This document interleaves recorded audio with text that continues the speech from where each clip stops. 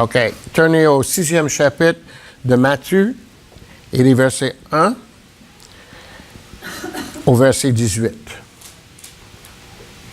Chapitre 6 de Matthieu et le verset 1 au 18.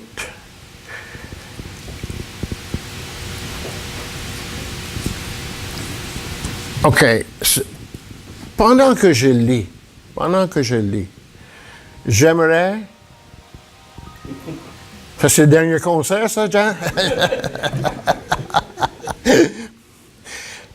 Pendant que nous lisons, j'aimerais, et je vais vous demander après que j'ai fini de lire, j'aimerais que vous me disiez où sont ce qu'on appelle les péricopes. Les péricopes. Une péricope, c'est simplement une partie du passage qui se tient en lui-même.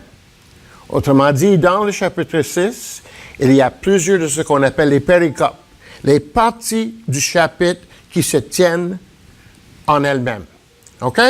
Donc, je lis. Vous m'écoutez. Si vous avez une Bible, regardez.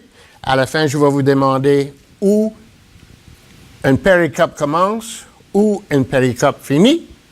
Et on va commencer là. C'est bien? 6, chapitre 6. Oui, 6, chapitre 6. Verset 1 à 18. Oh, 1 à 18. Okay. Et avant qu'on commence, prions. Seigneur, merci pour cette journée. Merci pour tout le monde réuni ici. Il y a des visages que je vois ce matin que je ne connais pas. Seigneur, que tu puisses les bénir ce matin s'ils sont ici pour la première fois. Et Seigneur, pour nous tous, nous prions que pour ton esprit d'illuminer les yeux de nos cœurs, pour que non seulement nous apprenions quelque chose intellectuellement, mais que ta parole perce jusqu'aux moelles et aux os, Seigneur. Comme le couteau du sacrificateur saint, qui était un couteau à deux sens, qui était capable, Seigneur, vraiment de disséquer tout ce qui est en nous, qui a besoin d'écouter ce que tu nous dis. Que tu fasses ça pour chacun de nous et nous ensemble. Au nom de Jésus. Amen.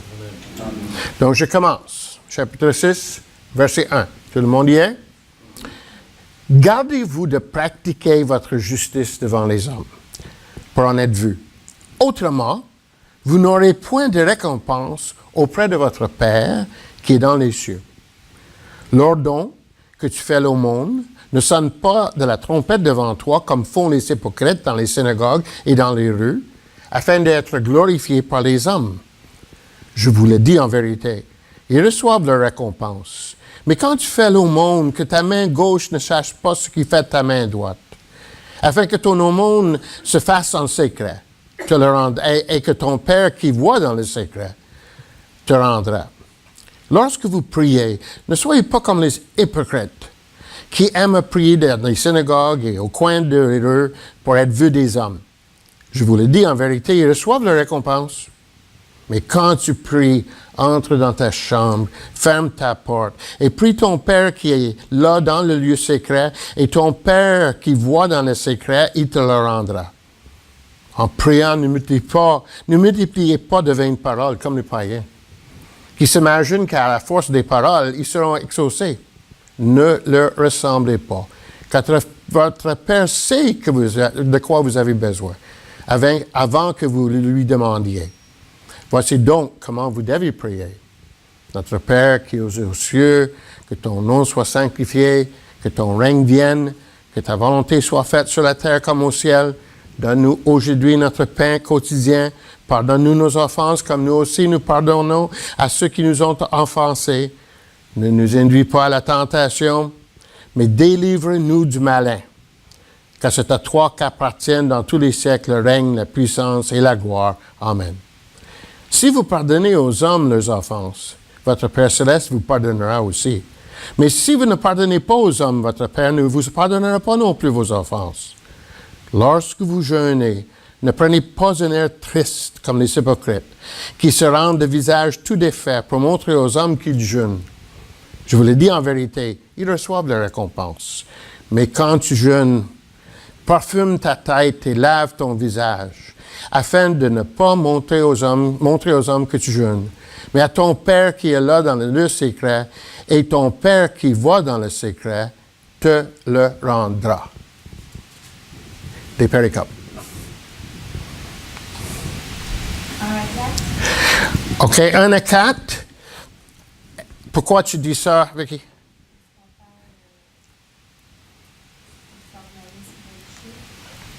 Il parle de? Excuse? All right, un formaliste religieux. Very good. All right, 1 à 4. Good. 5 à 15, 5 à 18. Ah, vous autres, vous êtes plus réveillés que moi ce matin. Way to go. OK. Le deuxième, c'est quoi encore, Gabriel? Ben, il parle du jeûne, alors Ça, c'est quel? c'est 5. Non, pas 5. La prière, excuse. Yes. Mais avant la prière, il parle de quelque chose aussi. Le monde. OK. Je vais reprendre ce que j'ai dit avec eux. Non.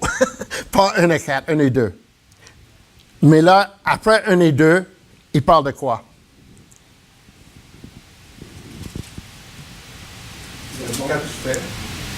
Quand? Non, il y a une activité qui est présentée là. C'est quoi? L'aumône, exactement, c'est l'aumône. Donc, il parle de l'aumône. Le prochain?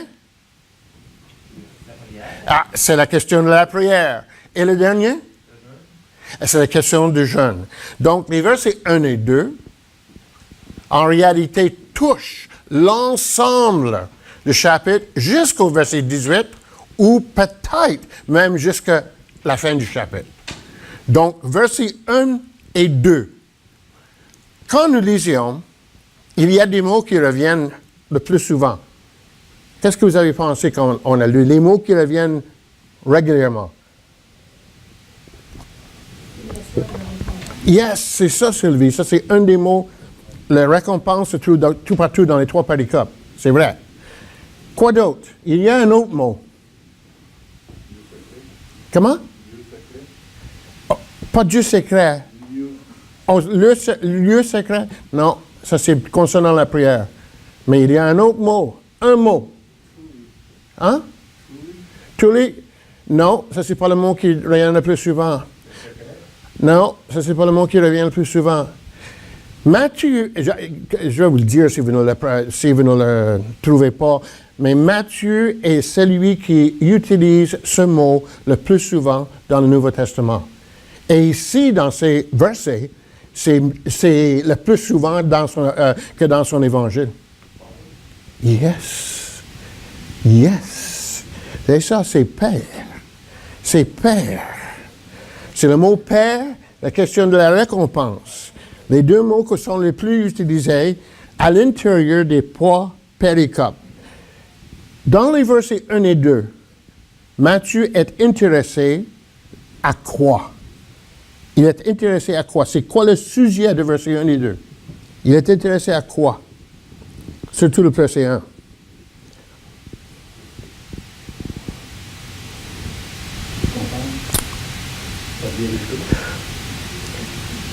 En réalité, il donne un impératif, un commandement. Un commandement à faire quoi? Gardez-vous. Gardez-vous. Mais gardez-vous de quoi?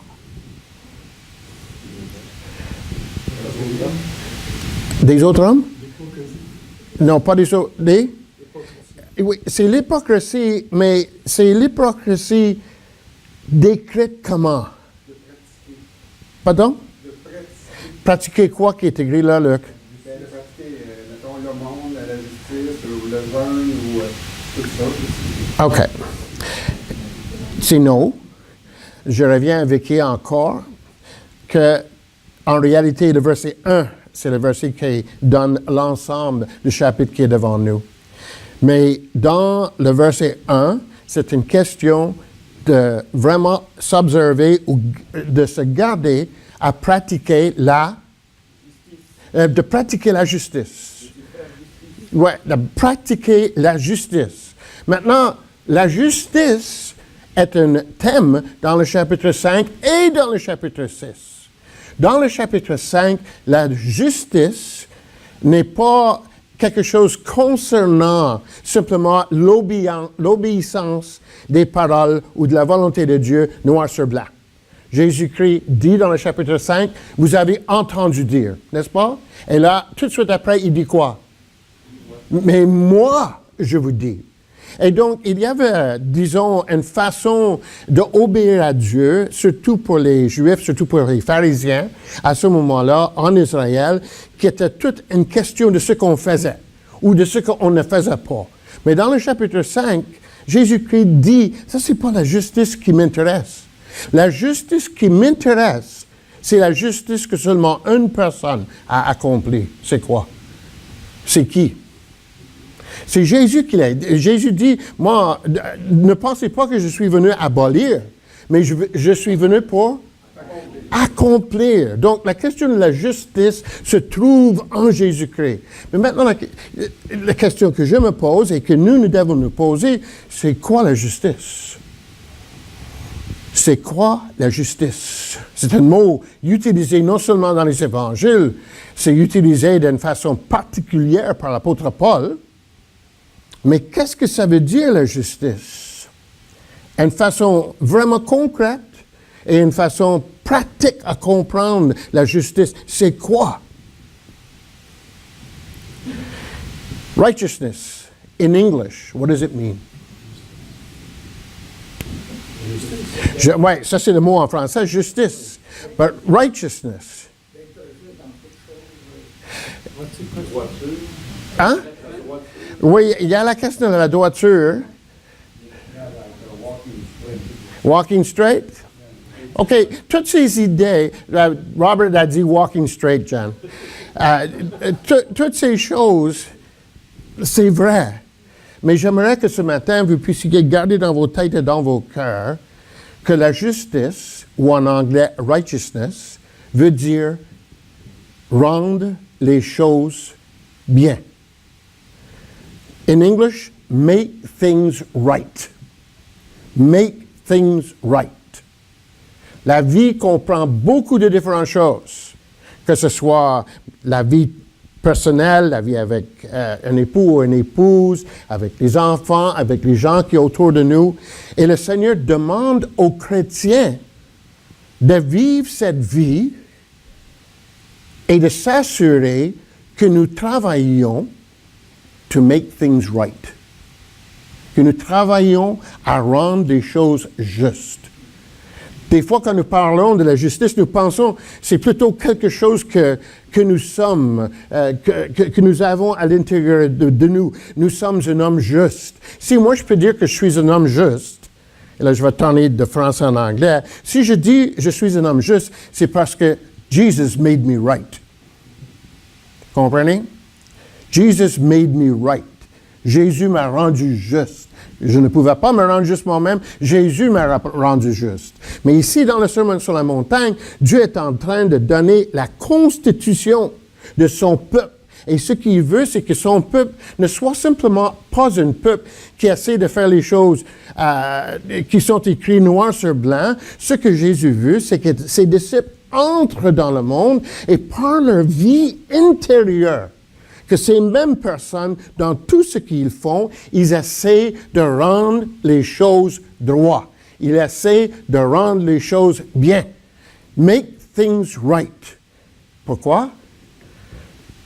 Je ne pense pas que je vous donne un secret quand je dis que ce monde est dessus-dessous. Ce que Jésus veut dire, ce que Jésus veut faire, c'est de rendre les choses droites.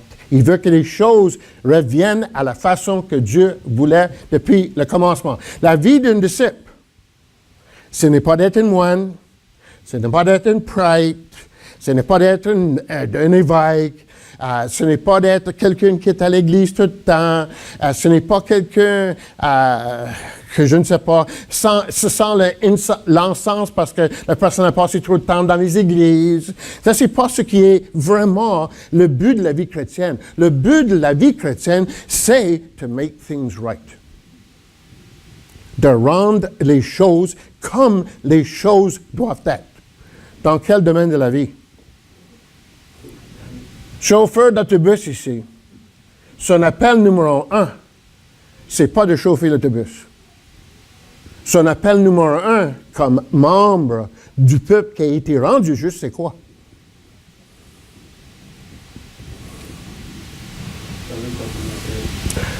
OK, là, ça fait partie, mais ce n'est pas seulement ça. C'est une attitude du cœur dans laquelle tout ce qu'il fait pour que ça soit juste, que ce soit right. Autrement dit, je ne sais pas quelle est la vitesse pour les autobus, mais si la vitesse pour les autobus, c'est 50, mais si notre ami René est en train de rouler à 65, he's not running right. Il ne le fait pas right. Mais dans tout ce que nous faisons, que ce soit avec nos enfants, que ce soit avec nos époux et nos épouses, quoi que ce soit, tout ce que nous faisons quand nous nous levons la journée, OK Seigneur, montre-moi donc tout ce qui est croche dans ce que je fais. Parce que moi, mon but comme disciple, c'est de make things right. Make things right, exactly.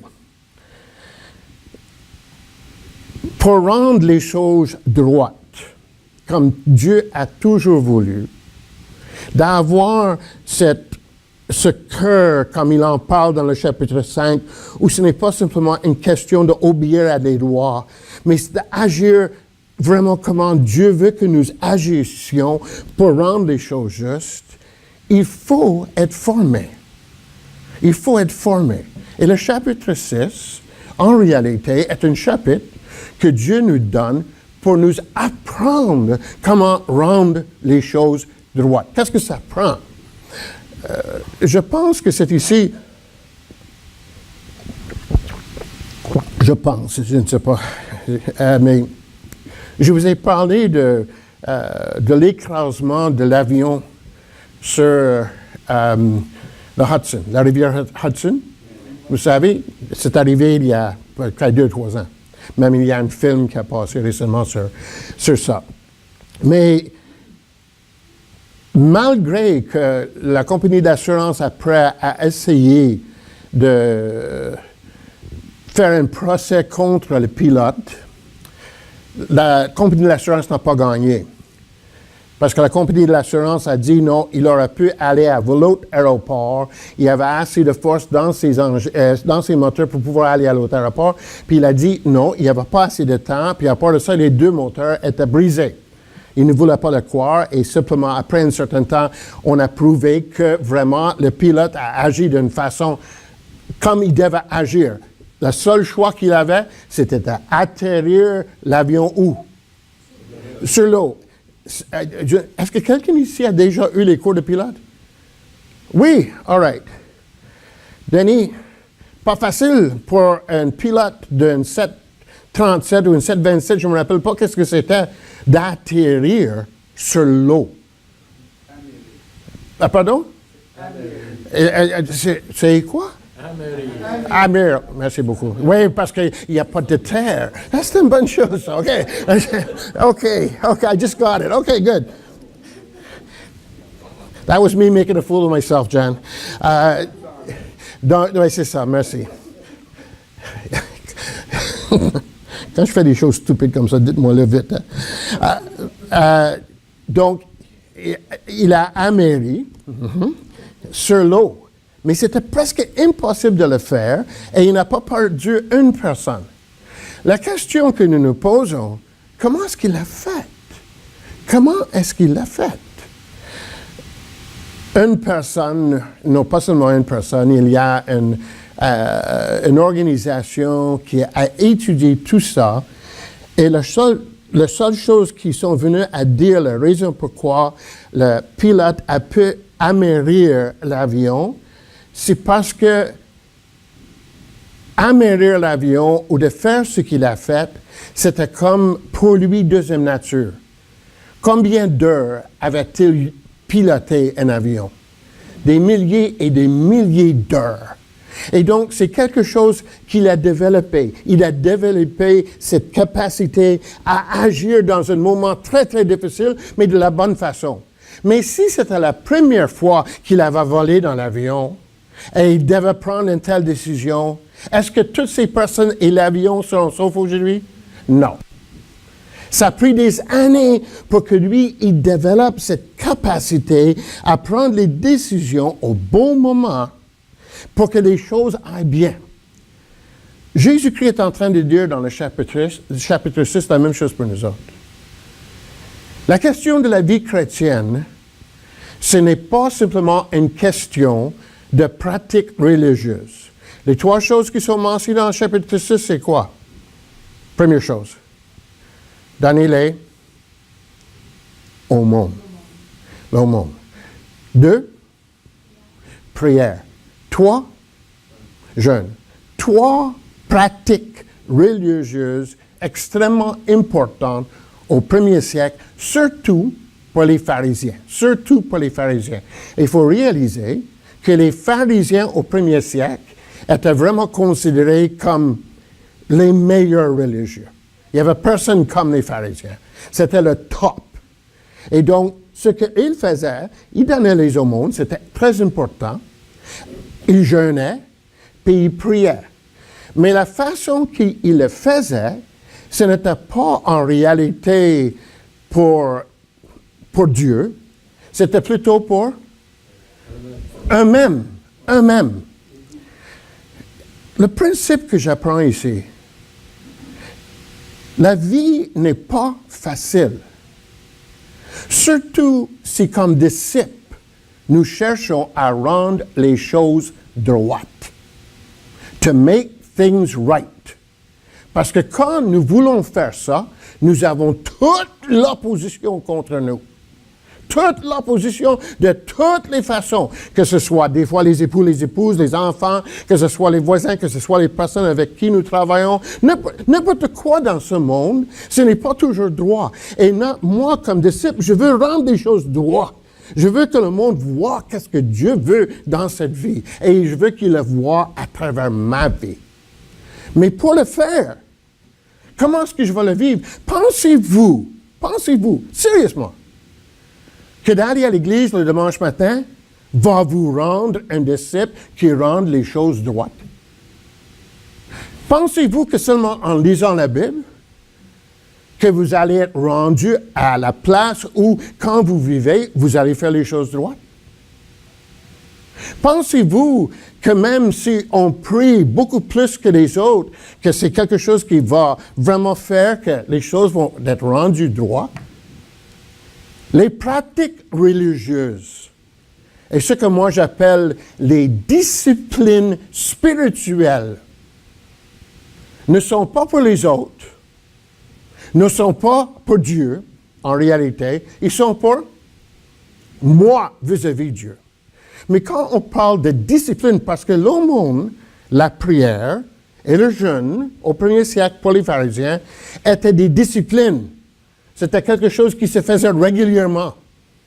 Mais ils faisaient ces choses, c'est pas qu'ils ne faisaient pas de bonnes choses, ils faisaient de bonnes choses. C'était pendant le temps, juste avant Jésus-Christ, et après que Jésus-Christ fut ressuscité, et après la destruction de Jérusalem, que les pharisiens vraiment ont appris aux Juifs.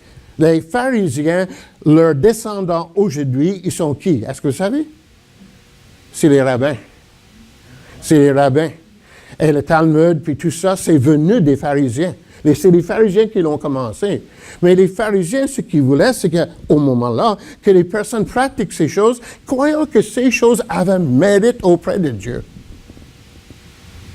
Nous pouvons rien faire, rien penser, rien dire qui a de la mérite auprès de Dieu. Pourquoi? Parce que le seul juste, c'est qui? C'est Dieu. Donc, moi, j'ai besoin, si vraiment mon cœur désire servir le Seigneur d'une façon réelle, d'une façon concrète, il faut que mon cœur soit changé pour que je fasse ces choses, pas pour moi-même, peut-être pour les autres, certainement à la fin de Dieu, mais si je veux faire ces choses, il faudrait que je développe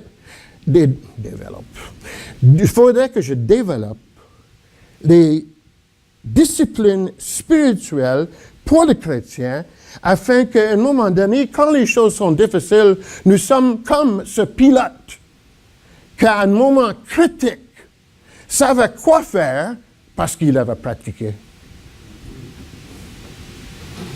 Et nous aussi, il faut pratiquer. Il faut se discipliner. Dieu va s'occuper aussi de ça, de nous discipliner pour que nous puissions avoir les disciplines spirituelles qui nous préparent, pas pour gagner mérite auprès des hommes, ni pour gagner mérite auprès de Dieu. C'est pour vraiment rendre les choses droites qui rendent gloire à Dieu. Et rendre les choses droites, il faut qu'on soit discipliné ici. Il faut qu'on soit discipliné ici et il faut qu'on soit discipliné aussi dans notre volonté. Maintenant, ces trois choses qui sont mentionnées ici dans ce chapitre, ces trois choses existent aussi dans le Nouveau Testament. Ces vertus, ces disciplines spirituelles n'ont pas été effacées. Est-ce que les chrétiens plus tard pratiquent l'aumône? Oui. Est-ce que les chrétiens plus tard pratiquent la prière? Oui. Est-ce que les chrétiens plus tard pratiquent le jeûne? Oui. Maintenant, pourquoi? J'aimerais vous dire que le repas du Seigneur, au 1er siècle, est devenu le moyen pour faire l'aumône. Le repas du Seigneur. Je suis en train de lire un livre absolument fameux sur la question des veuves et les repas communaux qu'il y avait au 1er siècle. Mais et nous pouvons voir dans les actes, et nous pouvons voir aussi dans les épîtres de Paul plus tard, que le repas du Seigneur est devenu comme la place de faire l'aumône. Mais l'aumône avec quel but? Est-ce que vous savez? Donner quelque chose aux pauvres et à ceux qui n'étaient pas privilégiés. Et laissez-moi vous dire, au 1er siècle, à Jérusalem, quand l'Église a commencé, et plus tard, dans les églises où Paul a commencé, il y avait des gens pauvres. Et quand je dis pauvres, il y avait deux sortes de pauvres au 1er siècle. La première sorte, ils étaient pauvres, mais ils avaient au moins du travail. Quelqu'un qui travaillait au 1er siècle était considéré pauvre. Les riches étaient ceux qui n'avaient pas besoin de travailler. Mais la personne qui travaillait pour son pain quotidien. Mais ils étaient considérés pauvres. Mais il y avait un autre pauvre qui était encore pire que ce pauvre-là. Ça, c'est les mendiants. Eux autres, soit qu'ils ne pouvaient pas travailler, pas parce qu'ils ne voulaient pas travailler. C'est simplement les social statuses. Les statuts sociaux étaient tellement divisés au 1er siècle que même si on voulait travailler, on ne pouvait pas, soit parce qu'on n'était pas de la bonne couleur, soit parce qu'on ne venait pas de la bonne famille, soit qu'on ne venait pas du bon coin à Jérusalem ou à Rome ou quelque chose comme ça. Mais il y avait des pauvres. Mais l'Église, quand l'Église a commencé, l'Église était connue pour quoi, principalement? Come on. Oui, ils aidaient les pauvres, mais nommer quelque chose, moins un mot. Yeah, c'est ça, Hélène. C'est l'amour. Et où est-ce que l'amour vraiment était connu pratiquement? Premièrement, c'était la seule place dans le monde entier, dans l'Empire romain et dans les autres empires, la seule place. It blows my mind, traduis ça. Ça me fait triper, honnêtement, de réaliser qu'une fois par semaine, il y avait de toutes les couleurs, de tous les genres, de tous les statuts sociaux, de l'homme et de femme, tout le monde pouvait être ensemble à ce repas. Personne n'était rejeté. Parce que Jésus est mort pour qui? Mort pour tous. Mort pour tous. Mais la façon où c'était concrétisé avec la question de l'aumône, c'était qu'à la table du Seigneur, c'était le repas que l'Église avait où on adorait le Seigneur Jésus, mais aussi où on donnait le manger et les vêtements. On ne pense pas à ça. Manger les vêtements. Le monde venait Le monde venait parce qu'il pouvait avoir quelque chose, mais l'Église était en devoir de donner quelque chose. Nous voyons que le premier problème qui existait dans l'Église primitive, c'était quoi?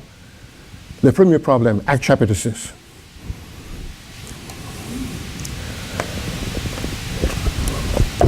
You got to read your Bibles. Actes chapitre 6. On a choisi combien d'hommes pour faire quoi? Non, pas la collecte. On a choisi les diacres. Même si la Bible ne dit pas qu'ils étaient diacres, ils étaient appelés à faire un travail de diacre ou de service. Envers qui? Les veuves. Les veuves chialaient pour quelle raison? Parce qu'ils n'étaient pas dans les beaux condos. Et ils étaient négligés dans quoi? Il dit dans la Bible. Yeah. Ils étaient négligés dans la distribution. Dans la distribution. Parce que l'Église était là, c'est sûr, pour être chrétien, mais une des places où ils cherchaient à faire les choses droites, c'était avec leurs propres frères et sœurs. Et ça a continué jusqu'après le 1er siècle. Dans le 2e siècle, ça commence à changer un petit peu. Mais dans le 1er siècle, une des grosses raisons pour le repas du Seigneur, c'était de ramasser ce qu'on avait pour dire qu'il n'y avait aucune personne nécessiteuse, est-ce qu'on dit? Nécessiteuse parmi nous. Pas dans le sens qu'il fallait que tout le monde conduise les BM, ni les Mercedes, mais dans le sens que tout le monde puisse dire Dieu nous donne notre pain quotidien. Suivez? L'aumône et le repas du Seigneur a pour but de démontrer, voilà, il n'y aura personne parmi nous, noir, blanc, jaune, rouge, homme, femme, riche, pauvre. Il n'y aura personne parmi nous dans la nécessité. Et Paul nous dit, on commence premièrement avec la famille de Dieu, et après ça, on continue avec les autres. Donc, la question de l'aumône aujourd'hui, ça se pratique. La question de donner, ça se pratique. Mais moi, j'aimerais vous dire, et pas comme jugement, je ne veux pas que personne se sente jugé. Je veux simplement que cette chose soit claire dans nos cœurs et vraiment profonde dans notre être. Qu'on soit comme ce pilote, qu'au moment que nous sommes quelque part et que nous voyons quelqu'un qui est dans le besoin, nous répondons à ça. Surtout dans l'Église. L'Église est beaucoup plus intéressée, dans le Nouveau Testament, aux personnes qu'aux choses. Les choses les plus importantes pour l'Église au 1er siècle, c'était les ressources humaines, pas les ressources physiques. Une église est une église où il y a un groupe et on se connaît l'un et l'autre et on s'assure que personne n'est dans le besoin. Et Paul est allé encore un peu plus loin parce que quand Paul voyageait entre ces églises, qu'est-ce qu'il ramassait? Il ramassait de l'argent dans toutes les églises où il allait. Pour quelle raison? Pour l'amener à Jérusalem, parce que Jérusalem vivait une drought, une famine.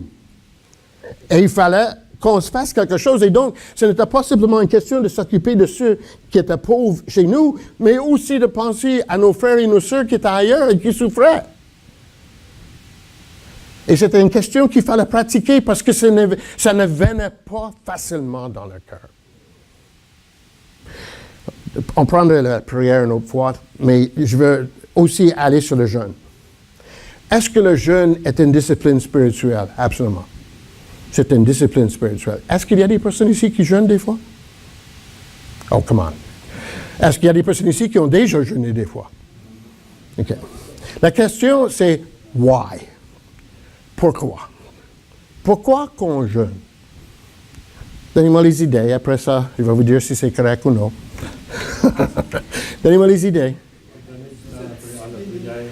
OK, Bill dit pour donner du temps dans la prière. Ça, c'est vrai. Ça, c'est vrai. Pourquoi? Pour en laisser aux autres. You know what? That could be. Ça se peut. Ça se peut. J'ai jamais pensé à ça, Denis. That one I got to think of. It's possible. Pardon? Se discipliner eux autres mêmes? OK. Peut-être une certaine quoi. Peut-être. Quoi d'autre? Pardon? De confesser l'Évangile? C'est ça? De confesser devant Dieu, oui, ça se peut aussi. Là. Mettre dans un espace d'esprit, OK. Yeah. Yeah, c'est bon, Sébastien. Yeah, ça c'est vrai. Glorifier Dieu. J'aimerais vous donner, je viens de lire un livre sur le jeûne, écrit par un nommé Scott McKnight.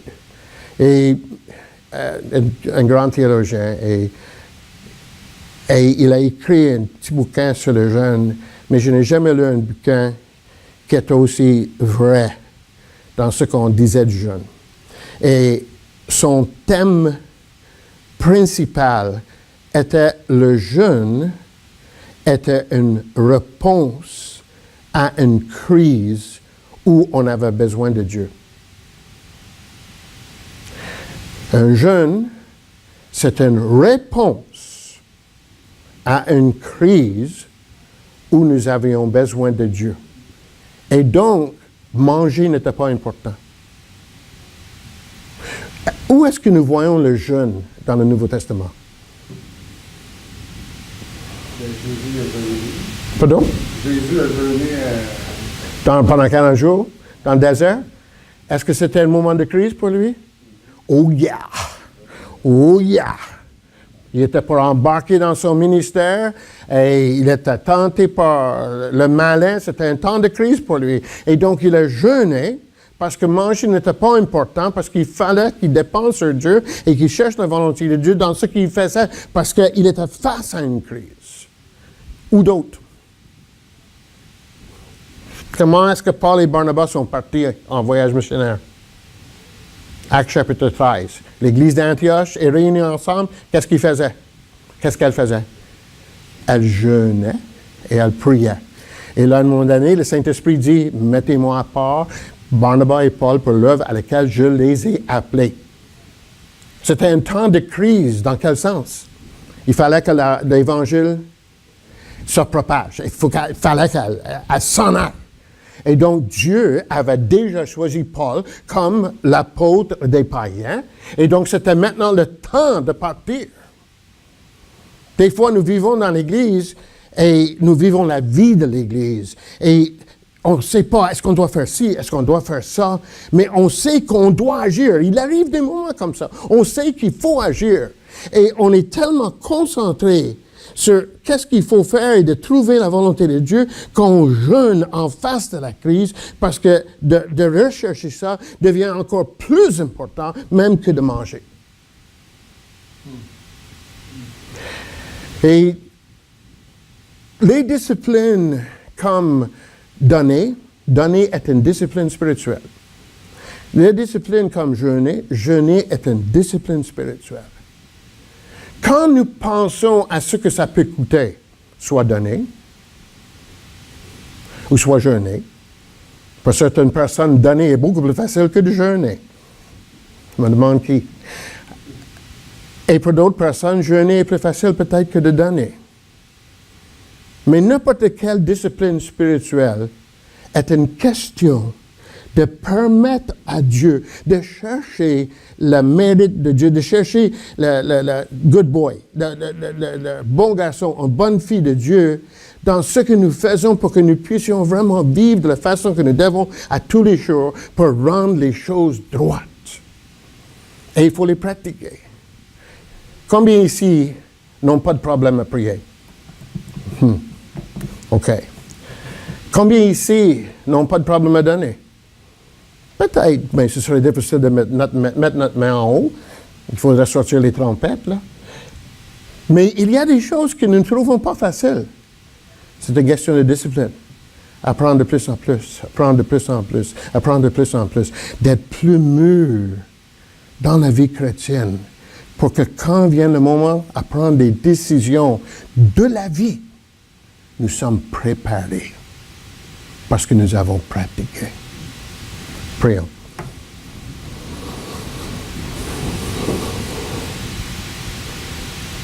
Père Céleste, vous avez devant vous ici ce matin, pour la plupart, les personnes qui sont tes disciples. Nous vivons dans différents milieux, faisant différentes choses, mais chaque matin, Seigneur, que nous nous réveillons, tu nous permets de vivre notre journée où nous pouvons vivre la justice de Christ. Nous pouvons être utilisés par toi pour rendre les choses droites dans ce monde, Seigneur, qui est complètement chaotique. Ô Père Céleste, nous ne sommes que des humains. Nous n'avons pas de force. Nous n'avons pas d'intelligence. Nous n'avons pas, Seigneur, ce qu'il faut pour vraiment avoir un impact, à moins que toi, Seigneur, tu nous conformes au Seigneur Jésus. Et une des façons que tu veux que nous utilisions, c'est des disciplines spirituelles. Oh Père Céleste, je pense à ma propre vie. Et il y a des places où vraiment il faut que je pratique plus. Pas pour les autres, pas pour moi-même, mais pour toi, Seigneur. Ce jour, comme nous avons chanté ce matin dans le chant, que nous serons, Seigneur, devant toi pour l'éternité. Nous serons avec toi dans une dimension, un univers complètement rempli de la gloire de Dieu. Et nous aurons, Seigneur, comme les anciens dans l'Apocalypse, nous aurons à jeter nos couronnes devant toi. Ce que nous avons reçu en récompense, ça te revienne, Seigneur. Et nous aurons le privilège d'être baignés dans ta gloire, dans ce que tu es. Parce que tu nous as sauvés, mais aussi parce que pendant cette vie, nous avons fait des choses, Seigneur, qui donnent récompense, qui est retournée vers toi.